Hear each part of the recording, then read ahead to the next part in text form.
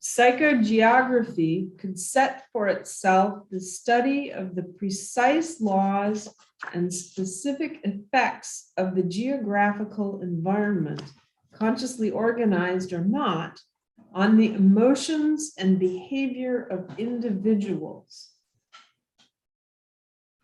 The adjective psychogeographical, retaining a rather pleasing vagueness, can thus be applied to the findings arrived at by this type of investigation,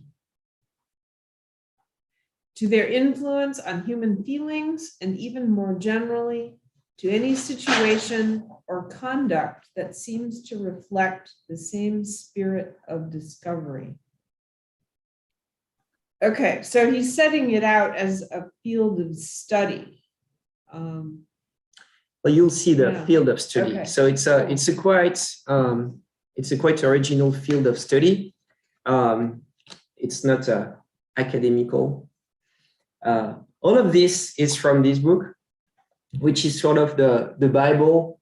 Let me see it. Yes, the Bible of the Situationist, written by Guy Debord. Yes, it shows. It's just on my screen here.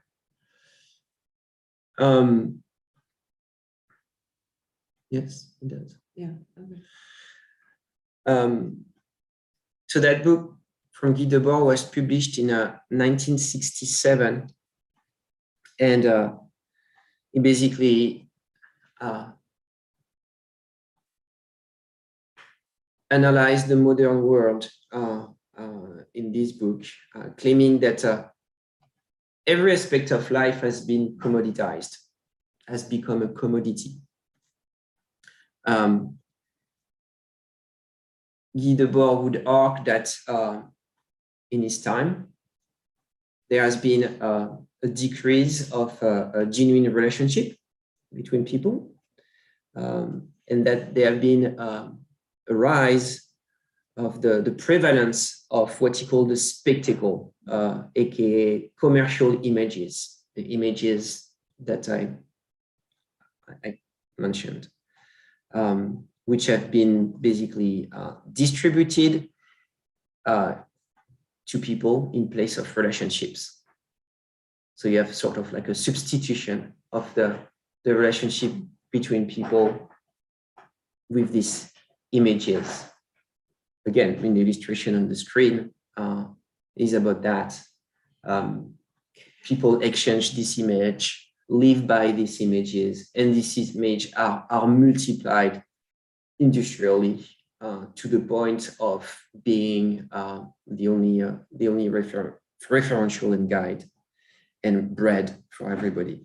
And interestingly enough, the image of the Earthrise, or the Earth is seen from the moon, had a profound effect on people's psyche.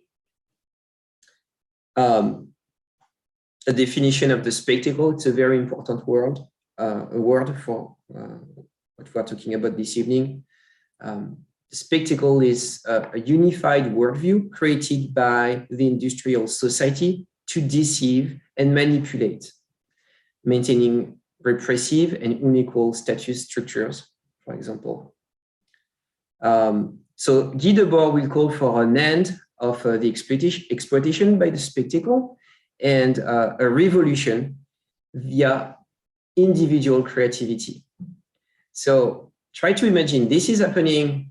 So through the 60s, early 50s, it's congealing through that book in 1968. In France, most of the students in the streets read that book. Here there is a picture on the screen. Sous les pavés, la plage. It's a famous tag on the wall, which means under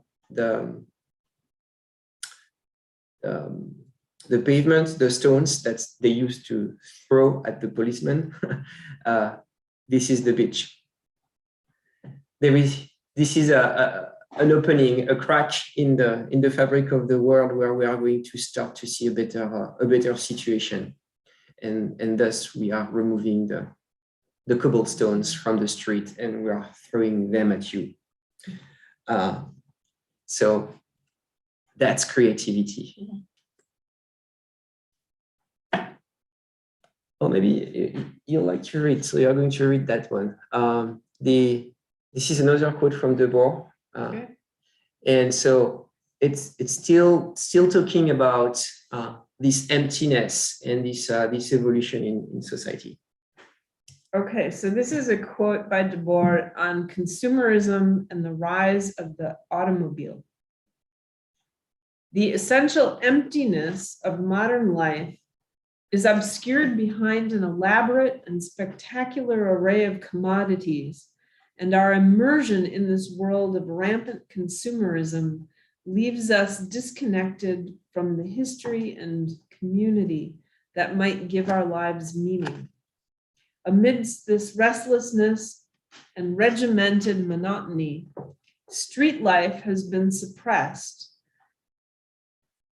and that same hostility to the pedestrian that drove the flaneur from the streets of the 19th century Paris continues unabated today.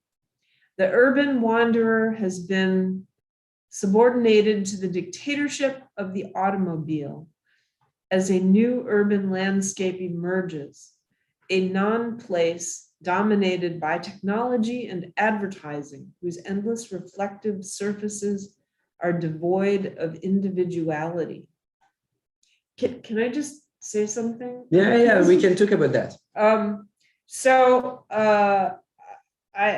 I know I have lots of friends who are architects, and when I lived in Chicago, one of them pointed out that if you look at the difference between the old buildings and the new buildings, the old buildings, there was elaborate facade on like the first 2 to 3 stories. And often those were like expansive stories, not just your ordinary.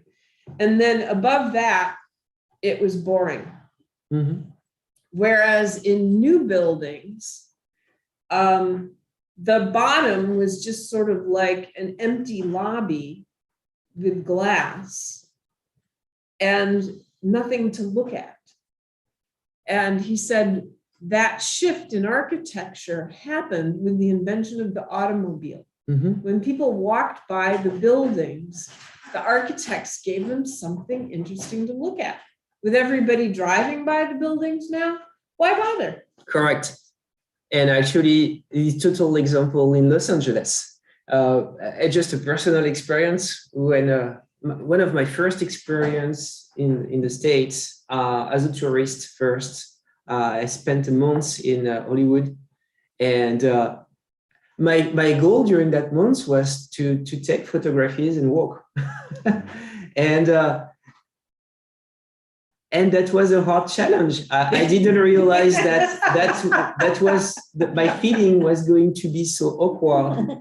I felt out of place. Yeah. I felt like people are judging me as I'm homeless here because I'm not in a car. You have that. You have also the fact that just look at it. The buildings are mostly made to be with literally a facade in an amusement park. You have the facade, you have the that goes above the building. The building is basically a cube or a big rectangle and some sort of imitation of something that is like the Hollywood sign. And those are our streets. They are made like that. So I remember walking in the streets of Oxford, and there were these buildings that were beautiful, but on the street level, you could only see advertisements. And you had to cross over, really make an effort to try and find the old structures beneath the ads on Oxford. Yeah. It's very disappointing. So we have to mention Bertram Goldberg too.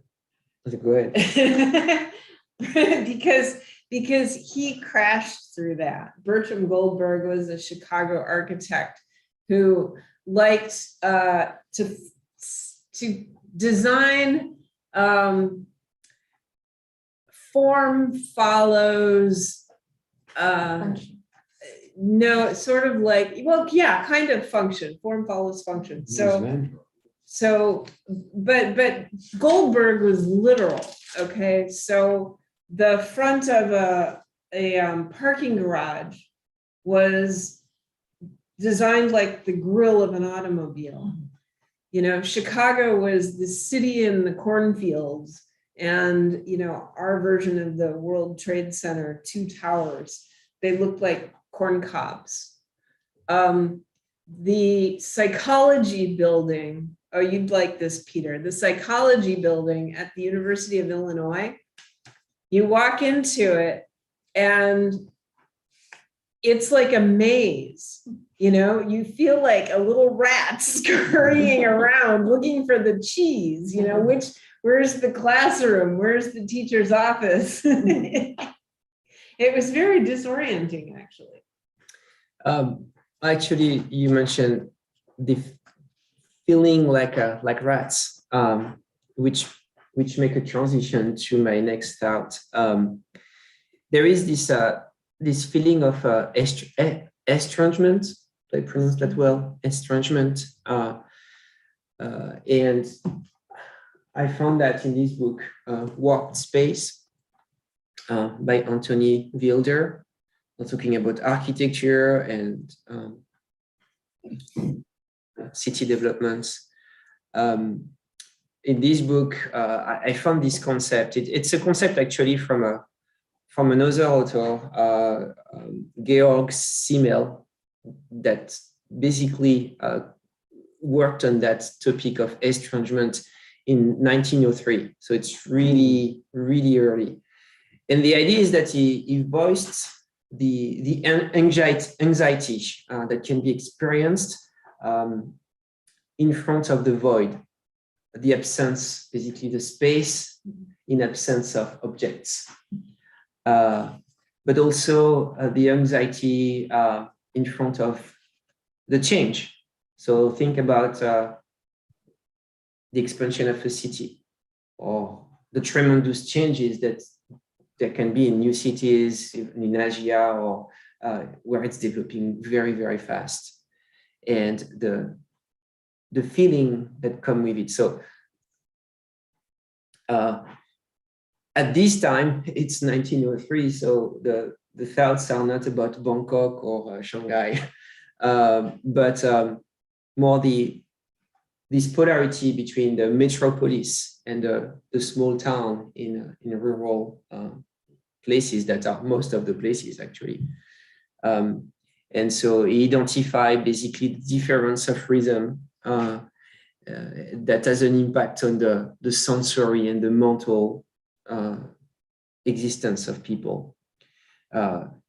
He gives this example too about the experience of like driving an omnibus or driving a street being in a streetcar or on a railroad, and he is totally in awe with the fact that people can spend an inordinate amount of time being together but not talking to each other.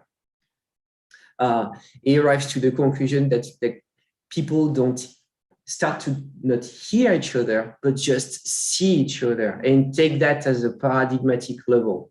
Like now we enter the world of seeing, not hearing, when in a community. So it was yes, it was probably very, very, very difficult to conceptualize, to imagine that there would be a world back 100 years ago where people would be able to sit in the same place and during more than a minute or two, or maybe a lot of minutes, and not talk to each other. So it's a little, I close the parenthesis with that, but this is also about that the revolt arise, and there is a need, maybe not totally expressed or voiced with word, to come back to reality while living in this spectacle, according to Would you translate Debord. that again? On the, Sous les pavés, la plage. Under the cobblestones, the beach. under the cobblestones? The beach. The beach. La playa. Ah, the beach. Okay. Yeah, not the doggy.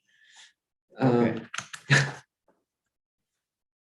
So Debord said, one of the main takeaway, individual creativity is the root of revolution. But for that, there are tools.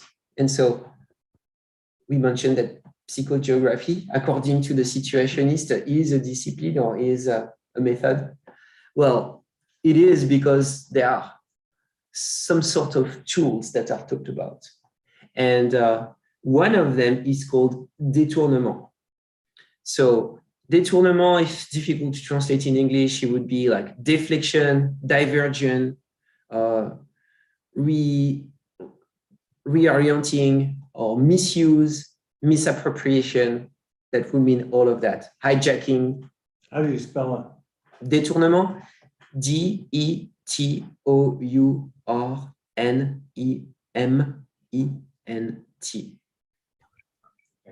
Oh, I see. So, turning something aside from its normal use. Right.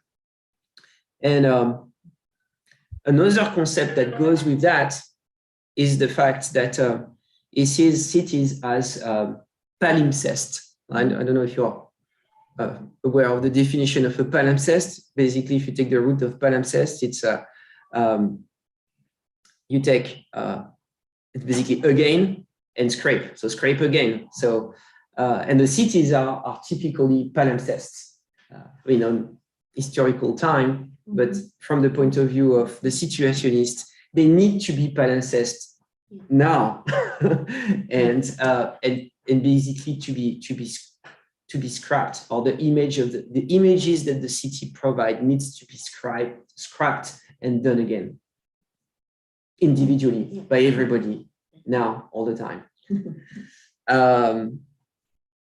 And so an example that you can see here on the screen,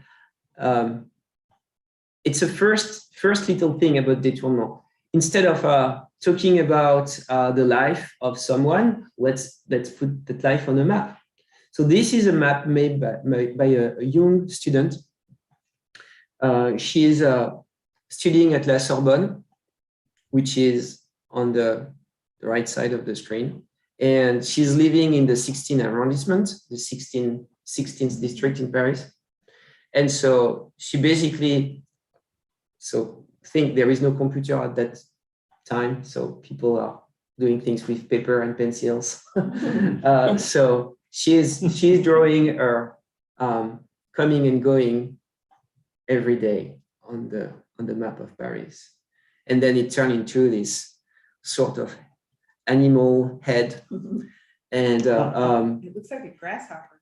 and I didn't read about the end of that story, but it gives you the tone. The idea is that think in a surrealist way, think in a way that doesn't necessarily follow logic, but go for it and explore and see what happens and share. That's typically the détournement. A bigger one has something to do with what you see here. So here, this is a corner of Paris. I mean, it's centered on a Quartier Latin. You have at the center of the map, Notre-Dame de Paris, La Seine. And you see all these polygons. They are numbered.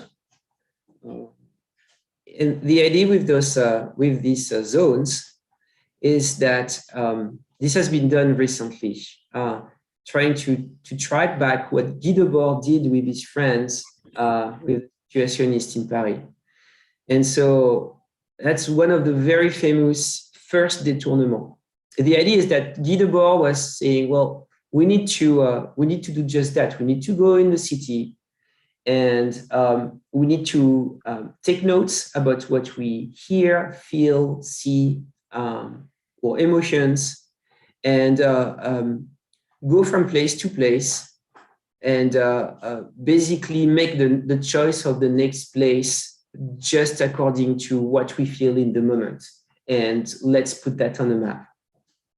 But he didn't do that map. The map that you see is the real world. It's the world of the rational world of cartography and the identification of the narratives in which took place in the different places they went. The Guy Debord map looks like that. So it's called The Naked City. And it's written Illustration de l'hypothèse des plaques tournantes en psychogéographie, which means illustration of the hypothesis of the moving geological plates in psychogeography. So there is that play to imagine that basically the continents are moving, and it's not that the continents are moving; they are moving on the continents, and they make them move with their psyche. And they will go from bar to bar, and probably getting drunker and drunker as the story unfolds. And at the same time, did plot things to break down the system and to imagining maybe students throwing cobblestones at policemen, which occurred the following year. So that was The Naked City. If we fast forward, maybe you know this writer, Will Self. He's a British writer, a little controversial political commentator. He's writing like fantastical novels, satirical novels, and it became its new thing. So it's contemporary with us. It's very active, and so Will Self made himself like the last representative of the psychogeographic movement. And one day he decided to walk from his home to Hollywood. And so his way of walking from his home, from his doorstep to Hollywood, was to go to the Heathrow Airport walking. And so if you know the Heathrow Airport in the suburb of London, it's pretty large and it's pretty much in the middle of nowhere. And so he walked there, took an airplane, arrived in Los Angeles Airport, walked to Hollywood.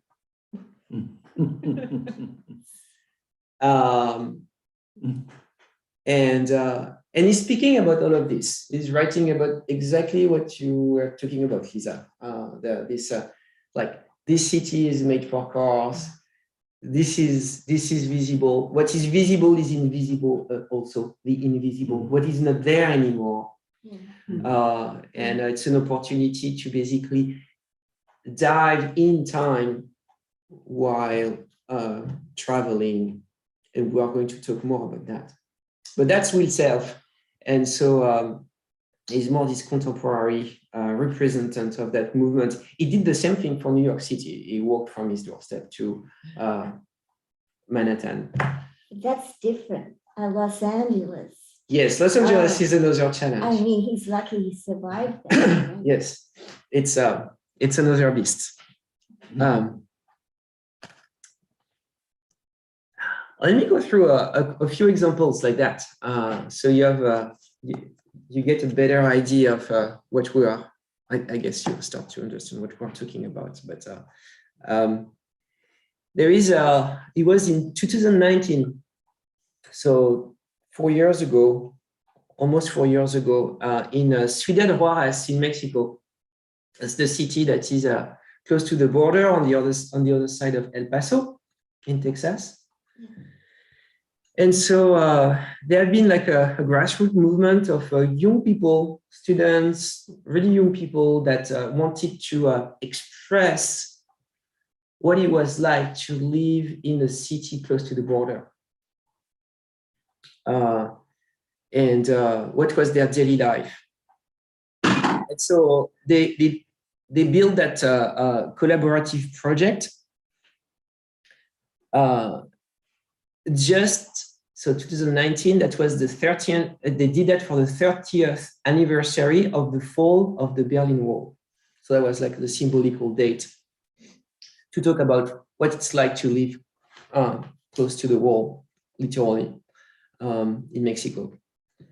So the project included a magazine, a film, and especially a route that they took walking.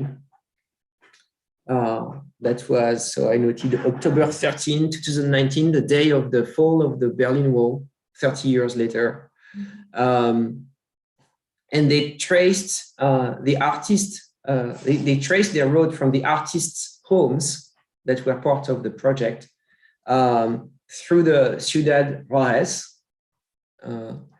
to basically illustrate all of this. So big takeaways of that project. So maybe, I don't know if we can read it on the screen. Do you want a little reading, Lisa? Project starting. Within the framework? Yes. Okay, within the framework of the second international encounter of objects and walls by Tlaxcala 3, pardon my Spanish or whatever, on October 13th, 2019, we carried out a series of actions from which objects, images, illustrations, and testimonial texts emerged. Starting on one of the southern extremes of the city where Mayor, I presume that's one of the artists, lives, we walked through Ciudad Juárez, passing by the territories that each of us inhabit. We arrived at the Santa Fe International Bridge, where we crossed the border to El Paso, Texas, then visited Iris's neighborhood, while Nayeli had to wait for us on the Mexican side for not having immigration documentation. Olga, who emigrated to Uruguay a few years ago, participated throughout the process via internet in an intention to shorten the distance that separates her from her natal Juarez. In the next paragraph. This fanzine contains the imaginary of our experience, synthesizes how the territory determines our identity and our bodies. We conclude that the entire city and its dynamics of exploitation and precariousness is a barrier of containment, but walls are not forever. They are a construct that dilutes and disappears as we transgress and question it. Yes. Oh, I love that. Yes, it's quite strong. So the project ended up examining basically carceral spaces of the US-Mexico border, and the experience of walking and the excess of the neoliberal capitalist state. But it goes deeper. So I'm going to read that one. So this is, it's a quote from basically the person who did the movie, the film. I don't know if we'll have the time. Maybe we'll put that at the end to see the trailer, but it illustrates quite well what happened. This movie is called The Prison in 12 Landscapes. Mm-hmm. And it's associated with that. Yeah. And so the director of this film writes the following: one can read what is experienced as an electrical polarity between the two territories. So surplus land, surplus labor, surplus state capacity, and surplus capital geographically distributed along the poles of urban rural space are all threatened to produce crisis in a capitalist system, either economically, through over accumulation, or socially as political unrest. Prison infrastructure helps absorb over-accumulated capital and puts idled or surplus land back into productive use, partially and temporarily resolving some of the contradiction inherent to the capital circulation. I found it quite fascinating, but now we have this embodiment, almost at the mythical level, of this polarity that are conceptuals, but real, but they are flux, they are connections, they are economical, they are not physical, or at least they cannot be seen on a physical map. But they translate that almost at the mythical level into a narrative that underline and explain the shed light on the existence of the prison system. You mean the structures all around the walking, the structures? It's not just the physical structure, it's the experience of being imprisoned, being caught by the border patrol, and being kept in jail. The experience of being in jail is a reality for them a lot more than your reality.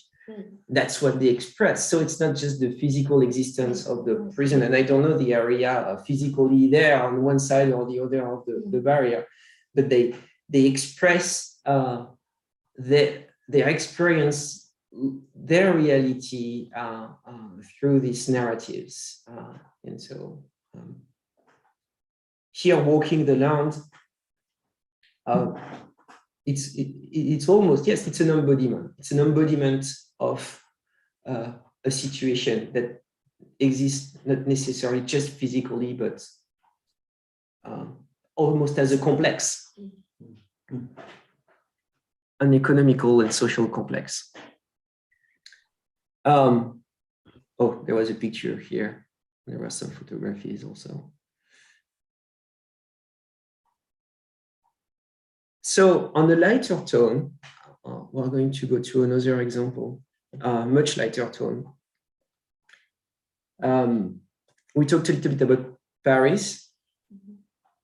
And so, everybody knows that the river that cross Paris is La Seine.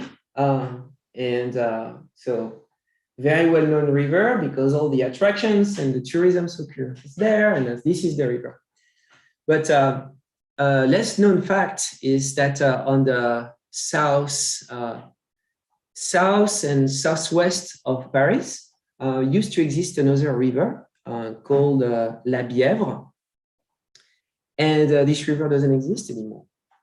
So it was a smaller river, but the idea was that like 2,000 years ago, or exactly noted, in 1148, it was diverted by the monks of an abbey, the Abbey Saint-Victor. We see that in 13th century maps. And the idea is that at the time, it was heavily industrialized. So the industrialization of that period of time, all scales apart, because that's nothing to do with modern world industrialization. But basically, there were tanneries, butcher shops, dye makers that settled on the banks of that river and needed the water for their activities.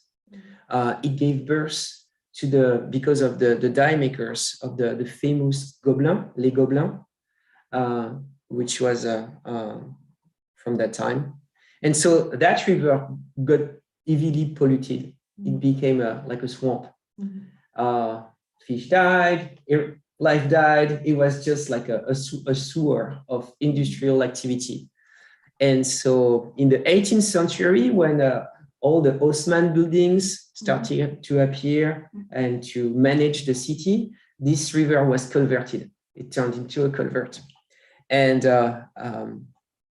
basically nowadays, it forms the rainwater system. It's a part of the rainwater system of the city of Paris. So the river, no more. But you can see, if you look at the map of Paris, still see from place to place the curve of some streets that reflects the curve of former meanders of the river that is now a straight line underneath. There is that. There are streets that have names that basically recalls the existence of now demolished mills, so water mills, Rue des Moulins, and so forth. And so you can play that game to go through the city and follow the ghost river, La Bièvre.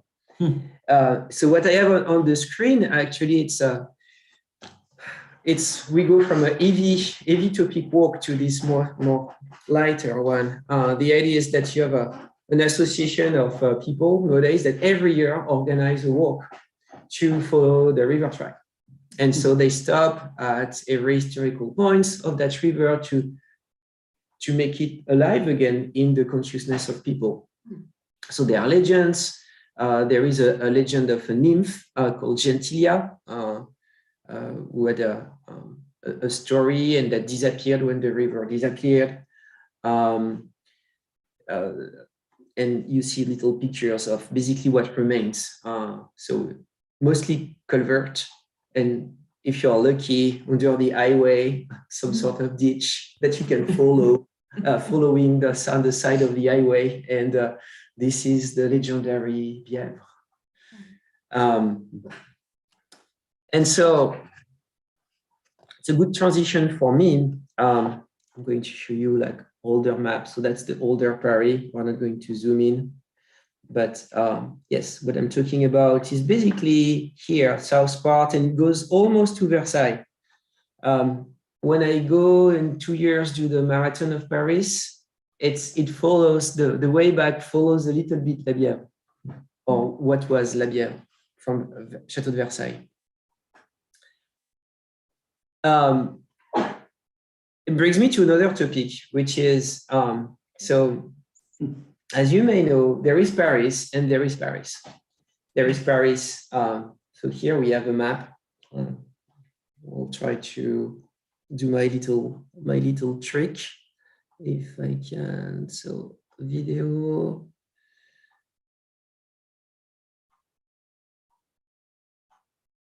Do you need to stop sharing There we screen? go. Oh, There we go. oh, cool. yeah. Look at that. Okay. Oh my God. So this is still us. I put on the table. You see that big map? Yeah. This is Paris. Whoa. Okay.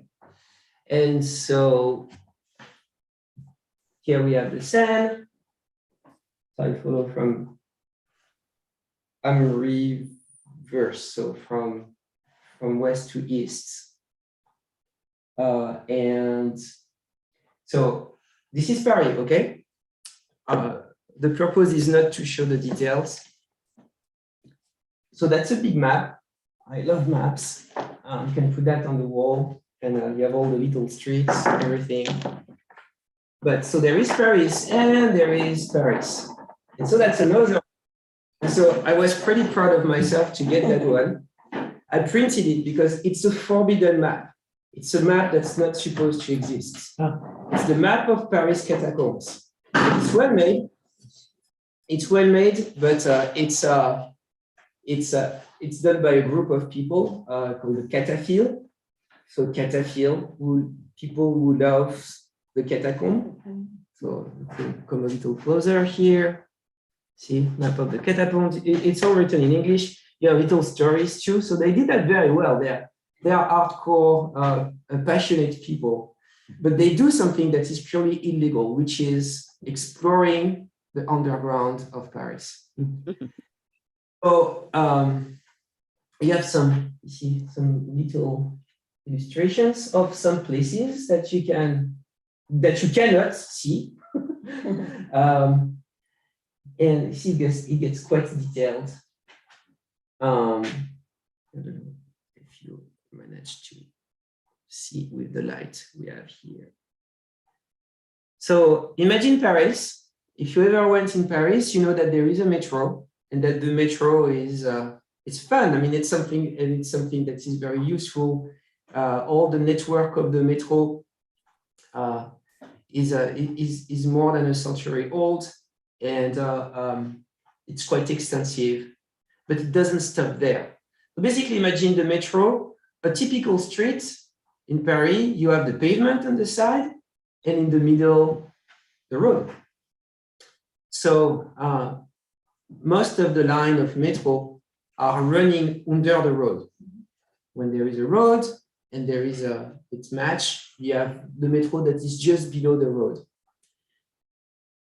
The sewer system, which is walkable most of the time. I mean, those are big sewer systems. You can walk on the side of the water, are under the pavement. So imagine at the same level, at the same depths, underneath the street, side by side, you have sometime the metro or some abandoned line of metro, because not all of it is in service. And you have the sewer system. So the sewer system, we talked about Labyrinth. I mean, part of the sewer system it's part of it. It's converted, and it's definitely part of it. You have on the screen I share, I don't know if it's still visible. You have a part of les catacombes de Paris. And so, which is the next point. Before it was built, and when it was built, the ground was heavily excavated to get the stones to build the city. So it's all on limestone and chalk. And some excavations occurred directly at the places. Some other occurred at the periphery of the city. But later the city expanded and covered those quarries. So you have a system of quarries that is absolutely huge, and that is one level below the metro or the sewer system. And it's everywhere, almost everywhere. I think the known for this map, the one you can see here, there are 700 kilometers of tunnels. So actually the assumption is that altogether, I'm going to put back my camera. Altogether, if you would be able to walk underneath Paris in its entirety, it's 3 times the size of Paris. 3 times. Wow. So it's limitless pleasure and exploration for the cataphile. And when I was in college, I had a friend who was in Paris and in college at the same time, and it was one of the clubs at the university to do that. And it's getting a little crazy now because of social media and the internet, and you have people that are getting lost, that are going there with their iPhone and just with their flashlight of their iPhone, and it's not a good idea. I'm going to remove it. I think there's something similar in New York City. Yes, but it's purely functional, meaning that the cities like New York, you find a sewer system, you find there is a metro also, but there is no ancient quarries. That's the big difference. Yeah. And so, go ahead, Robin. So, when they talk about the catacombs, you're talking about the quarries? I'm going there. Yes. Yes. So, why is it not showing? The catacombs, basically, what happened is that there was a cemetery not so long ago, Saint-Denis, that needed to be emptied. Basically, they emptied all the cemeteries and created basically piles of bones in the quarries. And this is a very tiny part of the catacomb. It's the part that you can visit, actually. It's close to Montparnasse, so that would be the south of the Paris where you have. That is very impressive because you have walls of bones and tunnels of bones, and it feels like you can walk forever in it. But it's a tiny, minuscule part of of that network I'm describing. Could imagine people trying to live there, right? Trying to You mean find like a place to homeless live. people? There is all kind of things. It's wild. Yeah. So let me give some examples. So there is a big group of people that is sort of like self-organized that is called UX. So it's the urban experiment. They've been doing that for decades. So talking about détournement, Yeah. who are literally there. Yeah. So we were mentioning the catacombs with the bones. I think it's shortly after the World War II, like early 50s or late 40s. There were already tourists visiting the catacombs, a lot of tourists. It has been an attraction forever, the part with the boats. One day, after World War II, 50 tourists disappeared. Wow. Kidnapped by a part of those people. But they were kidnapped. The game, because that was typically a détournement, even if they were not followers of the situationists, they basically made them walk through the entire city and exit on the opposite side of the city at the end of the day. And so people were retrieved and they had the scare of their life, and it was a big thing. So, and ever since, people have been organizing subversive actions of individual creativity, to use the term again, in the catacombs. So they have different branches. You can breathe down there. Yes. Actually, it's very enjoyable because it's quiet. You don't have the sound of the city. Feels like another world. And Yeah. Pure air. Well, pure, I don't know, but how pure is it? But Bone dust. one of the branch of the group is called La Mexicaine de Perforation, which is funny in French. I don't know if it translates in English, which would mean like the Mexican Perforation Corporation or something like that. La Mexicaine de Corporation. And so this is recent. This is in the 90s. So what La Mexicaine de Perforation did is that they created a whole theater. So 300 mètres carrés, so 3,000 square foot theater under Palais de Chaillot. So if you know what Palais de Chaillot is, this is the palace that is sit on the top of Trocadero. You're basically looking at the Eiffel Tower that is on the other side of the river, and you are like on this like old stone. This is the stereotypical photo of Paris to see the Eiffel Tower in the background. Underneath the Palais de Chaillot, they built in the quarries a 3,000 square foot theater, and they organized events to do projections about things. And they got like attendance of like 5,000 people. On total 5,000, totally illegal, totally unseen, right underneath the Palais de Chaillot, which is quite impressive. So that was La Mexicaine de Perforation. There is another one. There is a funny story. It's called, they call themselves the Unter Gunther. It rhymes a little bit like the people below the gutter. And so they did something quite creative too. So if you know Paris, there is an historical building that is very big, very large, historically very meaningful, which is called the Panthéon. Yeah. So in the Panthéon are buried all the great people of France, so the kings and the great people. So if you are buried in the Panthéon, it's like a historical recognition.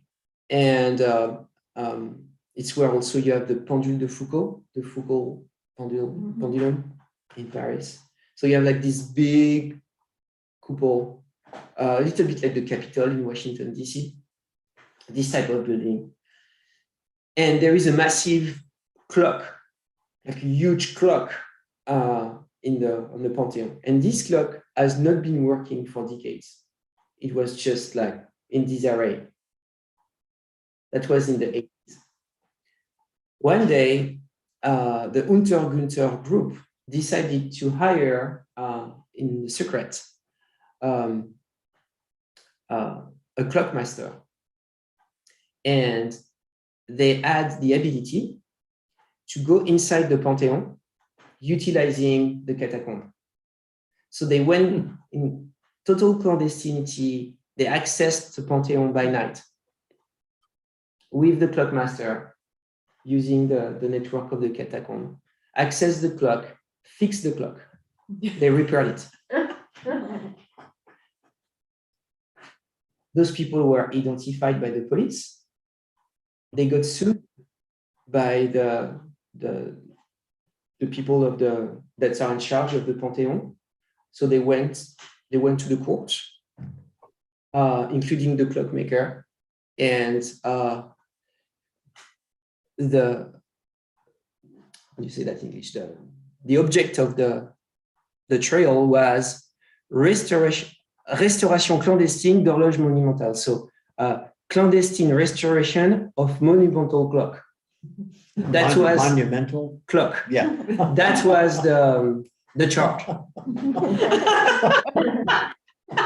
Yes. So they were sued. So big time. I mean, the Pantheon. Well, they were acquitted, and the judge, in the civil code of France, the laws, there is no such a thing of clandestine restoration of monumental clock. So they were released. But to finish the story, it's not the end. To finish the story, well, when they were released, they secretly came back and removed some components of the clock. So it didn't work again. Oh, no. Yeah. Well, 10 years later, the new director of the Pantheon hired officially the clockmaster, and so that's the story of the Unter-Günther. Like cacophonists here. Mhm. Cacophonists Cacophonists. do Okay. things like that. Yeah, there's a secret society. And they were kind of responsible for starting Burning Man. So makes sense. Yes, and maybe you want to chime with Burning Man at one point, because you'll see it's going to echo a lot. So literal examples of détournement. Something that is very close to us, that we also did in 2019 when the group of Mexican students were doing their walk. We did a walk in 2019 in Asilomar.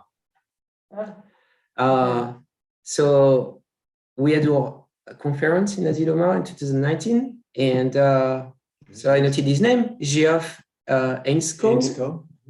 And so Robin, you know that, created what is called the Deep Time Walk at the Schumacher College. It was in 2008 in Devon, in England. So it's the idea of telling stories across time and space. And it originally started with a walk between two places, the Little Dartmouth and the Dartmouth. And the length of that walk was 4.6 kilometers.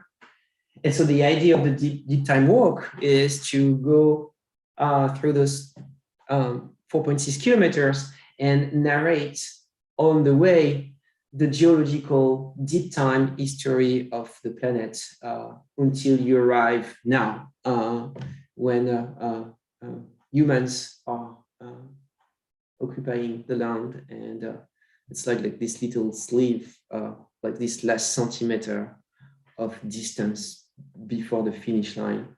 And so this is what we're talking about. So you have different way of creating the disturbance. It can be like a social disturbance. We can create an individual disturbance inside of you, bringing to consciousness things that are difficult to grasp. So highly experiential work. which brings the second tool of the psychogeography, which is called drifting, or the art of getting lost. Let me see if I don't forget. So that was my map of the catacombs that is on the table.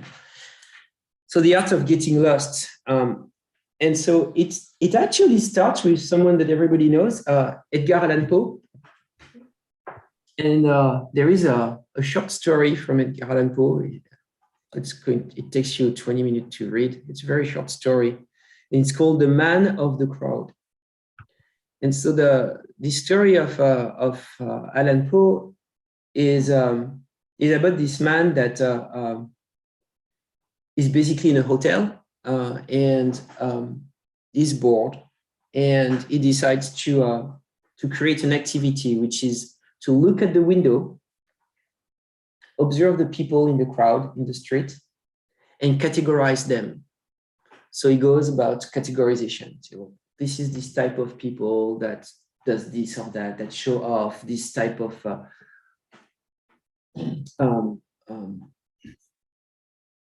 this type of person. And so is very stereotypical by the, let's say, by the referential of the time, categorizing people, until he sees a man that doesn't fit any category. And that's profoundly disturbing to the character of the short story. Like there is no way to put the man in the box. And so he decides to follow him. So he goes outside of the hotel and he follows the man.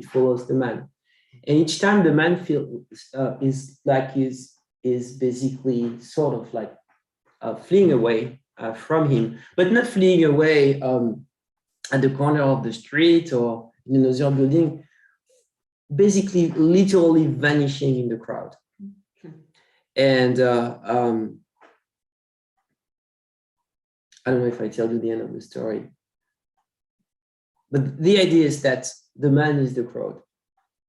And it creates this profound realization that goes beyond the stereotypes. And that's sort of like the takeaway of the story. And that's that there is some, almost like the spirit of the time. There is that man of the crowd.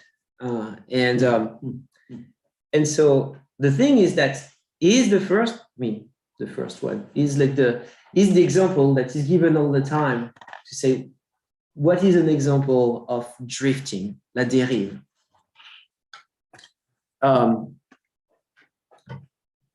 Another example of that, and it's actually very close to the exercise that Guy Debord did, mapping the city of Paris with the emotions and the different districts.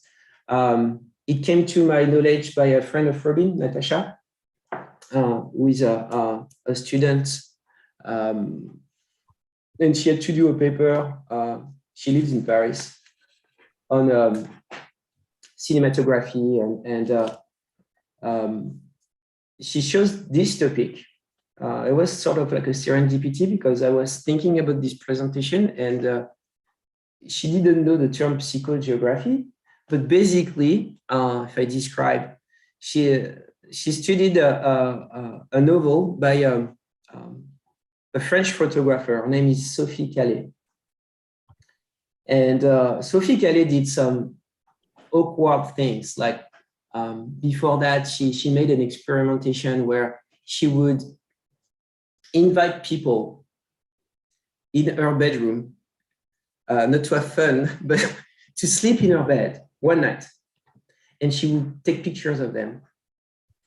And she would basically take pictures of a lot of people sleeping literally in her bed. That was one project. And one day she met, I think it was in Paris. She met a man. He called him Henri B. She doesn't give her his last name, and he's telling her, "I'm going away. I'm going on vacation in Venice." Well, it doesn't say in vacation. I'm going in Venice. And she basically turned that into a project, saying, "I'm going to go to Venice." and I'm going to find him, and I'm going to follow him, and I'm going to take picture. And so she goes to Venice. There is a part, it's like a detective work. She has like this camera, and I lost the name. You know the name, Robin? Where basically you have like a lens that looks like a regular lens, but in fact it's taking the picture from the side. So basically, if I take a picture like that, I'm taking a picture of you. And she goes in a hotel. She dresses herself, she disguises herself, and she does like documenting of Venice, looking for the guy, and she finds him. She finds him, and so here are some pictures. It's him. So you never see him really. You see only him from the back, and she tells that, and it's literally a derive in a Venice. It's almost like you did in Venice what was missing there. I mean, it's people did again and again and again the derive from the Situationist in Paris, London, big time also. And so this is what she did, but looking for that guy. And eventually she meets him, and it's like a big disappointment. She's like, now it's how do you call that? It's a non-eventful event. But she comes back in Paris, and she sees him again in Gare de l'Est, in a photomaton. You know, the little place to take your own picture. And for the anecdote, it's not mentioned in the text, but it's what gave the inspiration for the movie from Jean-Pierre Jeunet, Amélie, where she is, if you remember that movie, she is basically intrigued by this guy that takes picture of himself it's the guy that follow the guy that takes picture of himself in the photomaton machines in the metro, in the subway of Paris. But each time he finds the pictures scratched and torn into pieces. And so he's trying, he has full albums of pictures of people that are doing weird things in the photomaton. And there is that guy that, like a ghost, come again and again and again. And all the time the photos are scrapped. To find in the end that it's not the main plot of the movie, but in the end this is the maintenance guy of the photomaton. But everything is happening in Paris of La Dérive and the Situationist. Amélie is about that. If you look at the movie from this angle, it's a take on that. It precedes conceptual art, doesn't it? I mean, this is the beginning of conceptual art, doing this kind of thing, right? You do this kind of thing and you bring it to a museum and people look at it. Yeah, very bold change of perspectives. Performance art. Yeah. At another level,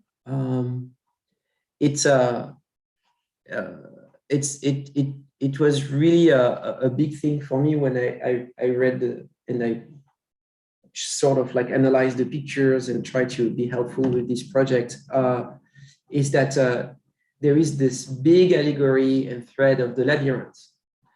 And Sophie Calais in her work, following that guy, is basically like Theseus in the labyrinth. As a thread, she has the camera and the little rationalization that she can make of the process. And she's following that person. The person is not literally the Minotaur at the center of the labyrinth, but the Minotaur is more like the realization that she has her own complexes and fears and complexes about men, and that comes to consciousness. It's basically a shadow encounter when for the first time Henri B flips and talks to her and recognizes her.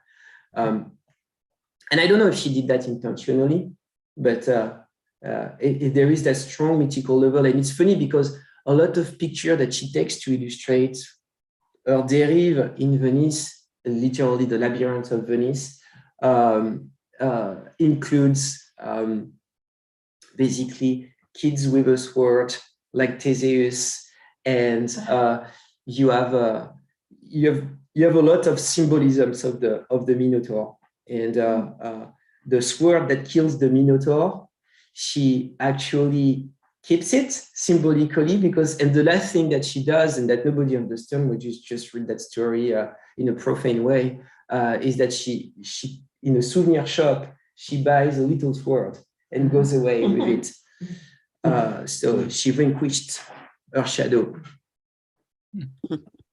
So there is that level of reading also. What time is it? We're good. Gregory, I have a comment to make about the situationists. I don't know when is appropriate to do that.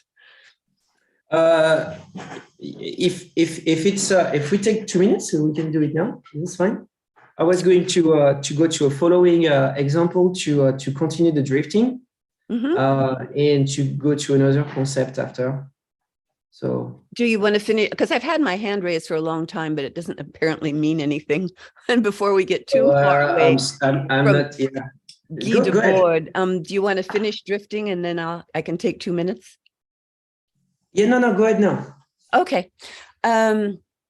So it's my direct experience with a group of situationists that happened in Berkeley in 67, 68, 69, something like that.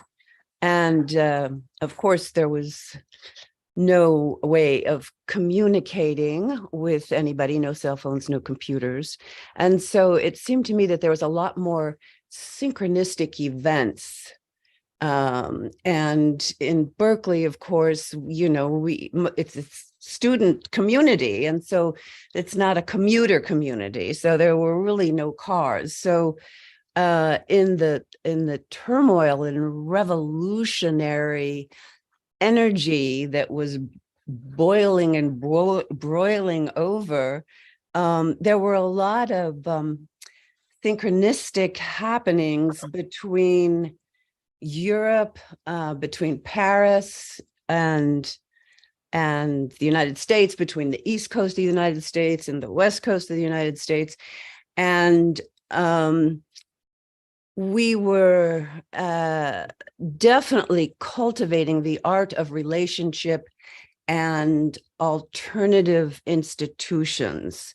I mean, that was a focus for the Berkeley community, which included some students and just, artists and people who lived there. And so we had things like the free health clinics, food co-ops, back to the farm, organic produce, all of which, and much more, and the arts were flourishing, and music was flourishing, and newspapers were flourishing.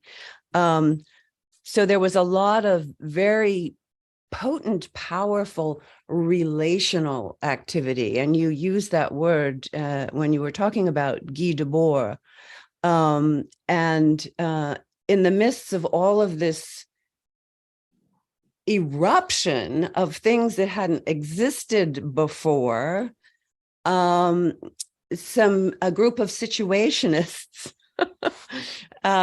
knocked on the door of the sort of personal commune I was living in, and they were about half Englishmen and half Frenchmen and women, and I don't know why they came to our door, but they wanted to communicate what Guy Debord was doing, and they wanted to support us, and they wanted to educate us and give us sort of a deeper context, a deeper philosophical and cultural context.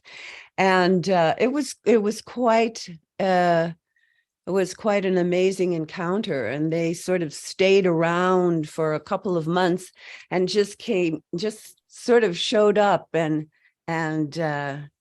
helped fire projects with their analysis that they were bringing from Guy Debord.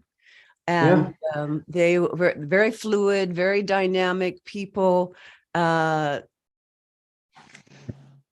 can I say? They were inspired. Yeah, they were on fire, and they made a big impact on the community. And I'm assuming that kind of thing was going on in Paris and other parts of France at that same time. It was just part of the dynamism of that time. Yeah. Oh, and in Munich, in Germany, everything happened at the same time. Yeah, I'm not a specialist, but I'm really, I pay attention to the stories, and this is fascinating to me to see what happened that year.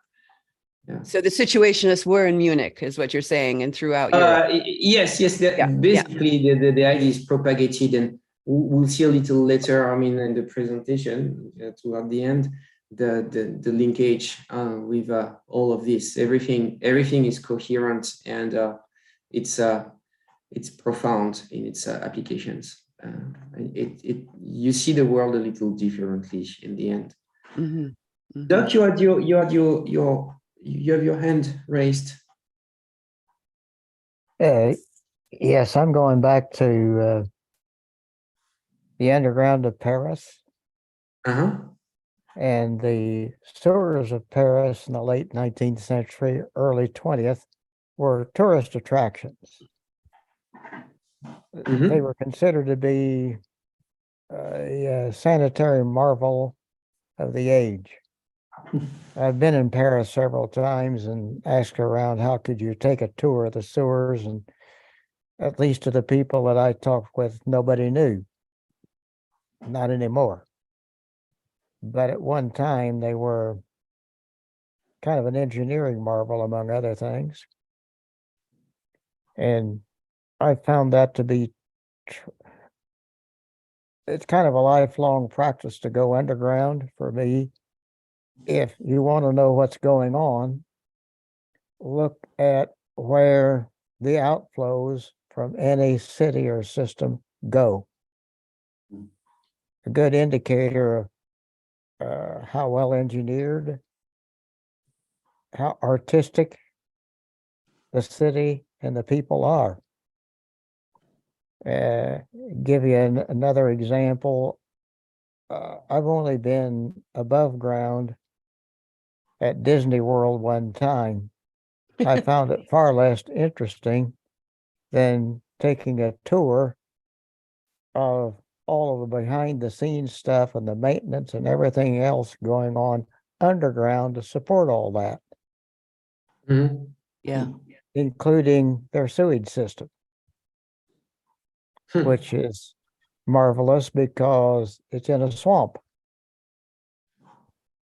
And then above ground, Disney was a master of illusion. The buildings, the whole place is not nearly as big as it appears to be.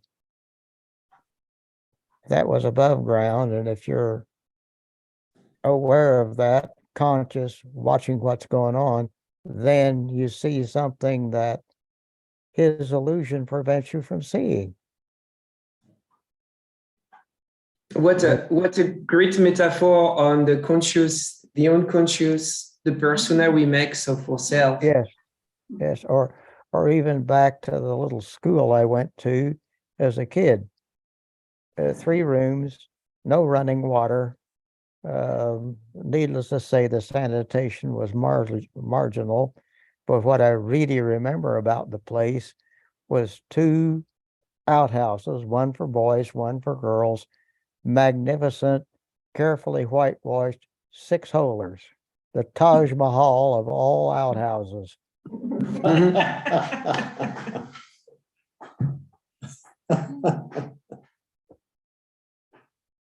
Well, thank you for that. It definitely brings yes. I mean, to me, when you give these examples, it reinforces this idea of there is definitely in your social structures and in your cities some things that echoes deeply with who we are, and it tells a lot of cities tell a lot of the culture they were raised into. either artificial cities like Disneyland or old cities like Paris. And there is something underneath. And either in terms of connections, relationships that are not visible when you don't look at them with the right eye, or literally something underneath, like in Paris. And that's the weird part, that it actually exists. I have to make a transition. We're talking about this drifting, and I'm still sharing my screen here. There was another project recently that I picked up that was quite interesting from two photographers. Their name are Nate Larson and Marnie Schindelman. And their whole project was it was in the early days of Twitter. And they noticed that there were publicly available tweets, just text, but added the metadata with the coordinates, the location of the publicly available location of the people who tweeted. And so they used that information to create a photography project. And the idea is that they give an example here. They retrieved the location, went to the place where the tweet was done, took a picture, and put as a subtitle the tweet itself.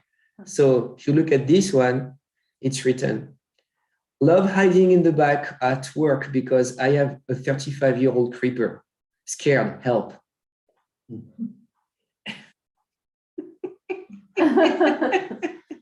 That's the mundane. But here we are. Think about it. This is the variations of Sophie Calais' work, following the man. Now we are following the tweets. 2 years ago, today, I lost my dad. Time sure flies. I miss you, Dad. Rip. And there is this one. Tell me I'm not making a mistake. Tell me you are worth the wait. Oh, there is another one. Crazy. You're pathetic and not who I thought you were. Friendship lost. Those are real places where the tweets were done. Early Twitter time. And so this is that. So you have a variation here of people tracking the digital breadcrumbs. And don't you think it resonates in this social media era of friends and followers? There is something we can say today, and we can think whatever we want of the creepy aspect of what Sophie Calais did following that guy in Venice. Today, we are all followers. We are all followers now. But we're not interested anymore. We don't care. But we follow, and that's becoming prevalent.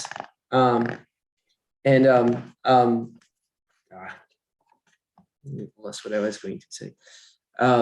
So we follow the things on the social media thread. It's possible to digitally explore the world. Open Google Earth or other tools but for the general public, Google Earth or Google Maps, and you can see things. You can do your own drift, but it's another kind of drift. You can drift and get lost in front of your screen. You get lost in your thread, but a little more literally, and that's more like an intermission. I'm going to put something on the screen, like this. I got lost myself, and so I wanted to share that with you. I got lost watching YouTube. Yeah, welcome to the club. So I recorded it, and I put a soundtrack. So It's called Like a Pilgrim in the Holy Land. Yeah. Oh, I just need to do the share again. Yup. Share audio. Yes.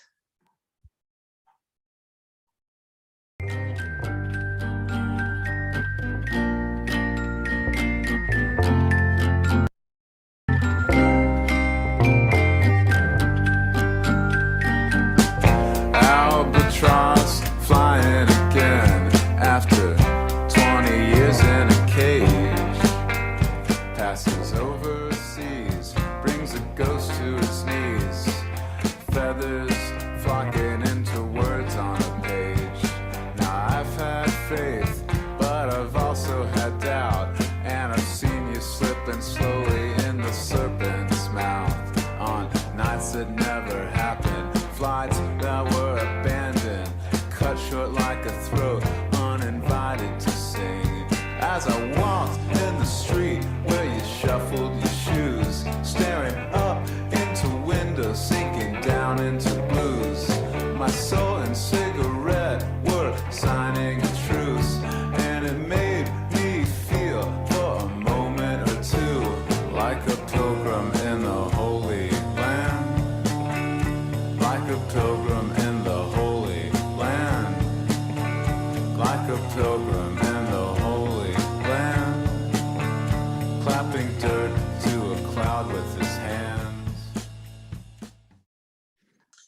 So that was a drift on YouTube, and the idea was to look at videos that people posted from different cities in the world, walking their city, and to see the difference. Did you put that sequence together? Yeah. So I just stick together all these just like queries of very various cities. I mean, you went to Kathmandu, Paris, Los Angeles, Chiang Mai. There were lots of different places. There a place in Japan at the beginning, and in place in Gabon. Wow. And so yes, you can literally just do walks. But it's my transition to at this point talk about like this, what these walks are about. I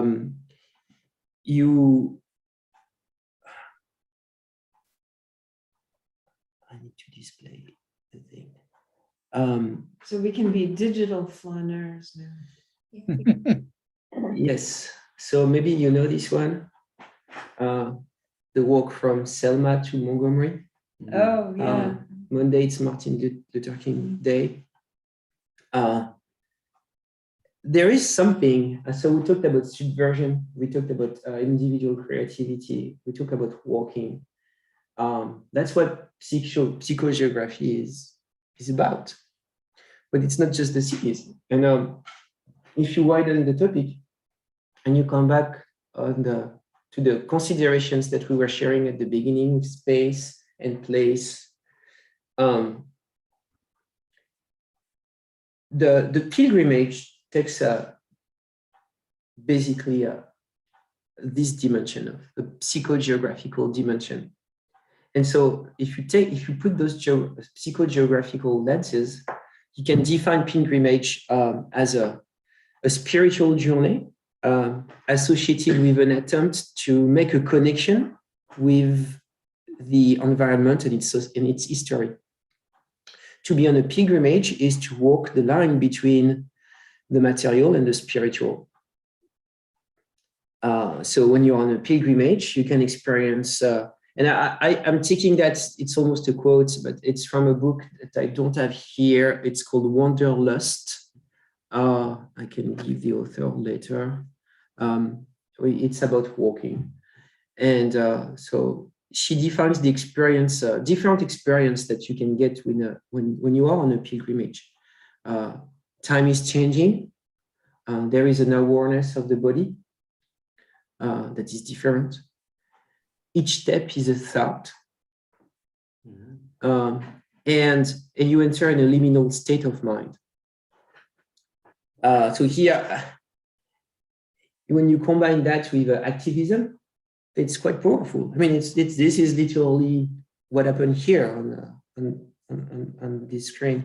Another big example of pilgrimage is, of course, the pilgrimage of Compostela. In English, we say Saint James. In French, it's Saint Jacques de Compostelle, which there is a play on the word of the seashell, the coquille Saint Jacques, that you carry along on the trip. Actually, that you get when you arrive in Compostela, in Galicia, in the very west here of Spain.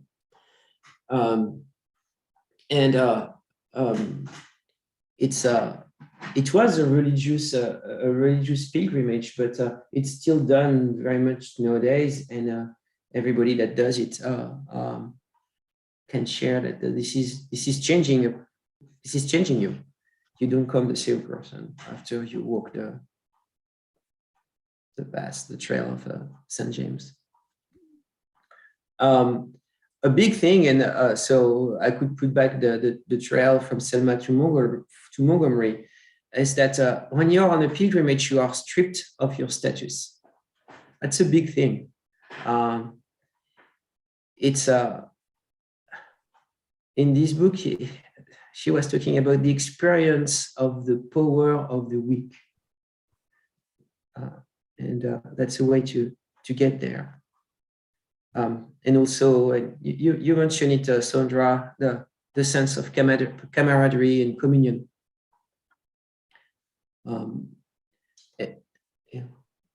I just want to see if Robin wants to chime in on something about pilgrimage. I'm thinking of your trip to India. Yeah. There was not a lot of walking. I mean, we did the Kumbh Mela festival and walked to the festival and through the festival and ended up in a crowd of seekers, surrounded in a crowd where I only thought stampede twice. But that walk had a lot of meaning, to be surrounded by these people, and then end up at the Ganges. But I was thinking, you mentioned Wanderlust. That's where Rebecca Solnit. Yes, Rebecca Solnit. And she's written The Art of Getting Lost. Yeah, a lot about walking, and she's also written at least 3 atlases. One is San Francisco, with multiple layers of each place in San Francisco, and it's really worth getting the book if you want to walk around San Francisco, because she's assigning meaning to different places. Okay. Yeah, and then I had an experience walking with her once. Really? The experience was, people talk about it's too far to walk, right? Oh no, it's too far to walk. But what does that really mean? And okay, let's start walking and say, okay, when is it too far to walk? and so our terminology about walking is really pretty arbitrary. So anyway, that's it. No, thank you for sharing that. I had no idea that you knew her. Yeah. That's fun. Also, Gregory, if I can say something real quick here, the Santiago, there are, what do you want to call them? Standard collective communal pilgrimages, sacred walks, right? That have all over the world, that people have been doing for, maybe thousands of years. And then there's the personal sacred walk, where one creates one's own itinerary for a sacred walk. In other words, what are the places, what are the experiences that are drawing you? What are the sacred places that you want to visit? And can you create your own itinerary for the sacred walk? And I find that is I mean, not only is it an extended meditation, it becomes an extended vision and illumination, and it's very personal, of course. No one else is taking it. You know, it has meaning for you. And I must say that when I was on one of those was, you know, one of the times, well, when on two of the times when the soul of the earth, you know, erupted underneath me, the soul of place. So you might say the you know, what, the psyche of place. Yeah, the soul of place erupted under me. And I think if I'd been on a regular tour pilgrimage, that, I mean, it's not always true, but there's less likelihood that that kind of experience happens. So yeah, I'm a tremendous. There are so many things to tell. I mean, it's just, there are so many ramifications with the topic, and we all, yeah, I mean, it's huge. What I wanted with the little time that we have left is to transition, because we have something we need to mention is that outside of Magawan House, we have a little labyrinth that we built with Father Jeff when he was still here. The stones of the labyrinth are those greenfield potatoes, these big pebble rocks from Greenfield in the Central Coast that I brought in my truck, broke it almost with that, but it's a cool. And the idea of the labyrinth is that this is it. It's almost like we talked some time about holographic projection. A labyrinth is like an hologram of the pilgrimage experience.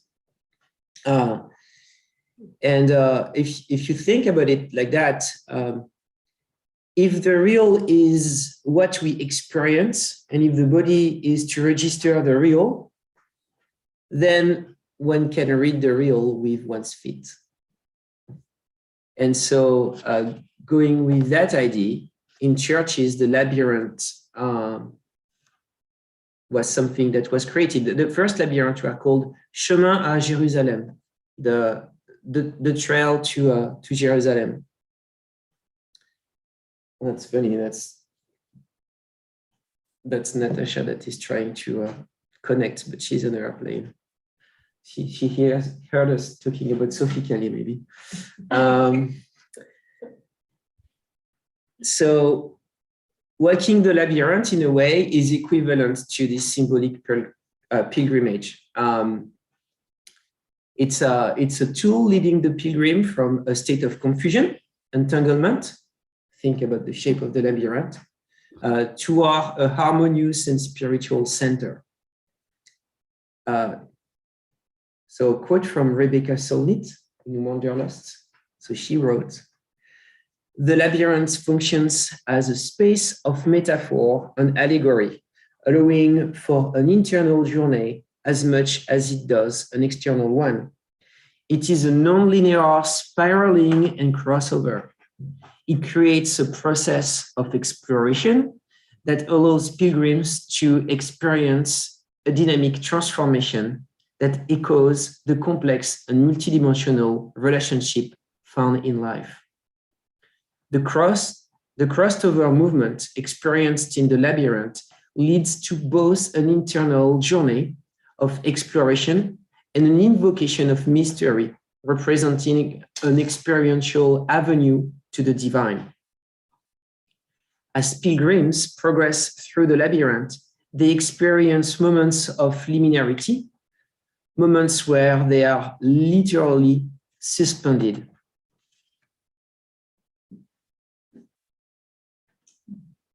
Well, the Reitmans are there, and I imagine they're going, come to our labyrinth. There's a big one. Do you want to say a little about it, Elizabeth and Paul?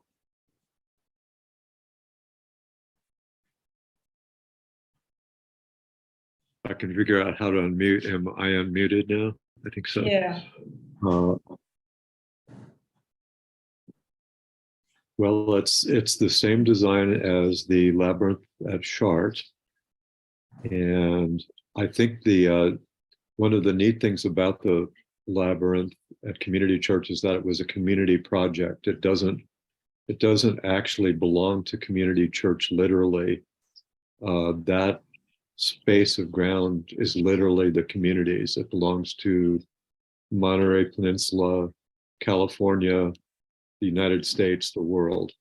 I think that's part of its vision, and that's one of the things that I like about that particular labyrinth. Yeah. So there is a strong symbolism here, and I mean, we're close to the time to finish, but we cannot help making the leap now into the Jungian world. There is a quote that I like that's from the film Being John Malkovich, Charlie Kaufman. It says, "Boy, I'd love to find a portal into your brain." And this is the other labyrinth. So we have our own labyrinth. We have the unknown labyrinth that others carry. And you have the part of all the labyrinths that maybe connect, like the quarries under Paris. And so I wonder, and it's more some lines to take away and wonder about if we use the Jungian approach to psychogeography, what can we do with it? And so I think it can help explore a deeper meaning of a landscape and its hidden dimension, also to explore the spiritual nature of a landscape. On the other hand, it can raise the awareness on one's inner psyche, as well as the collective unconscious embedded in all places. Thinking about Sandra here and her experience, her stronger experience. And wondering what would be an archetype of place? Maybe it would be the idea of a physical location as a symbol or a representation of something larger, such as, and so those are examples in old stories, the Garden of Eden, as maybe a representation of innocence and tranquility. We're talking about archetypes here. Think about, so we have a map here of the Garden of Eden. I couldn't. Walled and square. I wouldn't have guessed. Yeah, well, the four corners of the world. The four rivers. Mm-hmm. Oh, yeah, okay. The tree in the middle. Yeah, uh-huh. Yeah. The tree of life and the tree of knowledge, the same. You can think about the underworld in mythology as a symbol of darkness and death. I simplify, but to make the point with the archetypes. Or the wilderness as a representation of chaos and danger. If there is another map here, you know that one. This is the entrance to hell in the Inferno from Dante, the Divine Comedy. So you have the forest in which Virgin lost himself, and the different circular worlds underneath. There is a quote from that you can find in Inferno, and maybe it applies to our psyche when you are just there about to pass this next door or this next turn in the labyrinth. I found myself in truth on the brink of the valley of the sad abyss that gathers the thunder and an infinite howling. It was so dark and deep and clouded that I could see nothing but staring into its depth.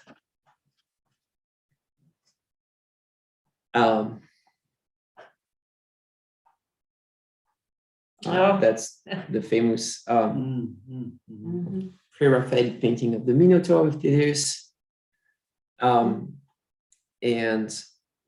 maybe just food for thought.